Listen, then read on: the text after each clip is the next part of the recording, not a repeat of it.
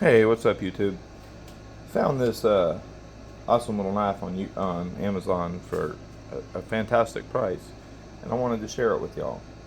I'm sure it's something that's been around quite a while. I don't think it's something they just come out with, but I've never seen it before, and it's called the Eafengrow EF11.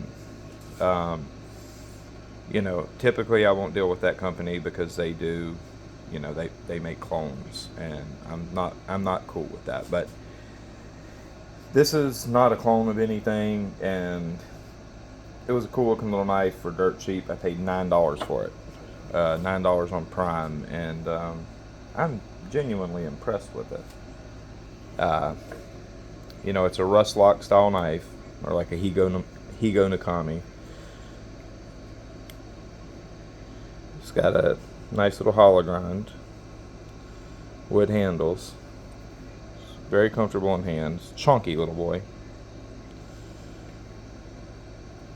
Stout build. It is on plastic washers. That's the only. I wish it was on PV, but that's no problem. I can do that myself for down the road for only maybe $1 or two. But it's a stout little knife that feels like it's very, very well built.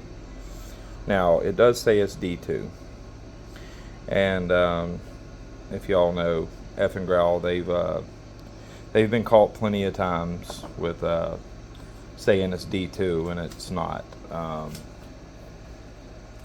So that was years ago. So I don't know if they claim they corrected that issue, but without having a PMI done, I don't know.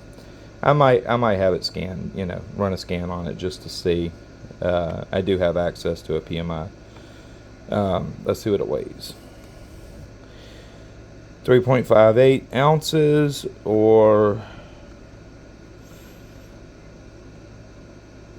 101.5 grams. And overall length and everything, I don't have over. I think it's mine. Yeah, I don't have over. Anyways, it looks to be probably about a 2.5 inch blade. It's probably about right under 6 inches overall. But you do have a nice thin, fairly thin hollow grind on this nice straight edge. Overall, for $9, like, I'm genuinely impressed with this little knife. This little guy is ready to do some work. Now, I don't expect it to. I really don't expect it to have no edge retention to speak of, but it is fairly thin and geometry cut, so I expect it to. It'll be serviceable. We'll put it that way. When I sharpen it, I'll be able to give a little more insight on how, if the steel was complete crap or not. But I would expect it to be serviceable for sure. And for $9, with the build quality this thing has, it's kind of, I mean, you can't go wrong. It's $10, $9 and like 60 something cents shipped. And it's a cool looking little knife. Nice, comfortable, fits in the hand well. You can get right up on that edge. And like I said, it's hand filling.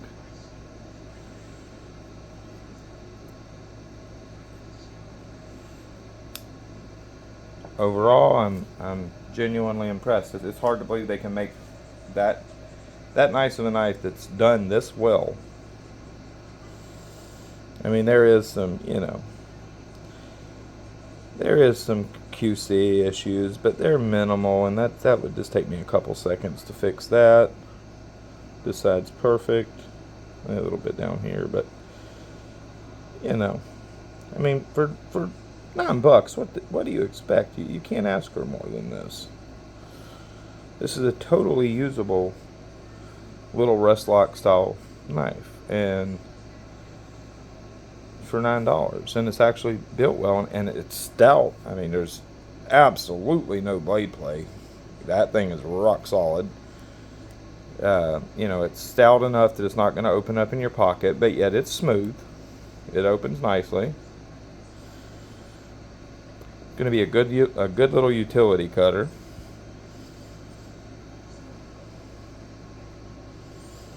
Little misgrind on the heel right there, but you know, that's no problem. That'll come out in the first sharpening here as well.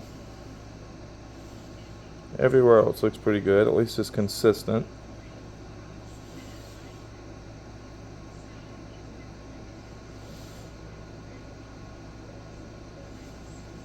This back rear Chicago screw, it's got a lanyard tube, so you don't got to worry about cutting through, you know, cutting your lanyard.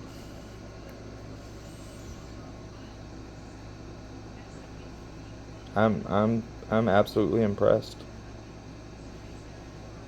You can't ask for better quality than this for no $9. Like, it's hard to believe they can make a knife that's that nice and sell it for $9.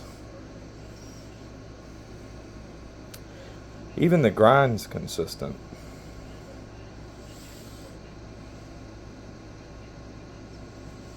Yeah, like this is well built. If that is actually D2, and even if it's just decently heat treated, you know, I don't expect nothing special, but if you know, if that's some 59, 60 HRC D2, you're going to get a decent bit of performance out of that steel for $9. I mean, and again, even if it's, you know, 8CR, 7CR, like that, something like that, this comes down to what is about, I'd say probably about 13 thousandths behind the edge. Yeah, probably right at 13. So this thing's going to cut regardless. Even when it's fairly dull, that thing's still going to cut. But they're available on Amazon. I'll put the link in the comments.